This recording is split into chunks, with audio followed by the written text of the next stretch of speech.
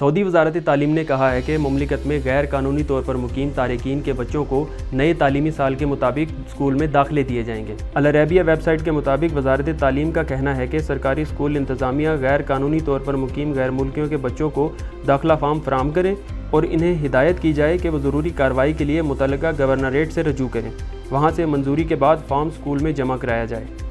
वजारत तालीम ने मुमलिकत के तमाम तालीमी इदारों की इंतज़ामिया से कहा है कि हर तालीमी जोन में दाखिला लेने वाले तलबा के अदाद शुमार माहाना बुनियाद पर फराहम किए जाएँ। सऊदी ज़राए अबलाग में शाया होने वाली रिपोर्ट्स में कहा गया है कि गैर कानूनी तौर पर मुकीम गैर मुल्कियों के बच्चों को स्कूल में दाखिला लेने के लिए दाखिला फार्म के ज़वाबित मुकर्रर हैं। फॉर्म में तालिब इल्म और इसके वालिदैन के कवायद दर्ज करना होंगे।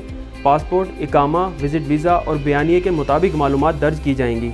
इसके अलावा बच्चे के सरपरस्त को ये इकरारनामा भी जमा कराना होगा कि इसके पास कानूनी इकामा नहीं है और वो तालीमी साल के दौरान अपने क़याम को कानूनी दायरे में लाने के लिए शनाख्ती दस्तावेज़ात हासिल कर लेगा। इस खबर की तफसील और मज़ीद खबरों के लिए आप विज़िट कर सकते हैं हमारी वेबसाइट urdunews.com।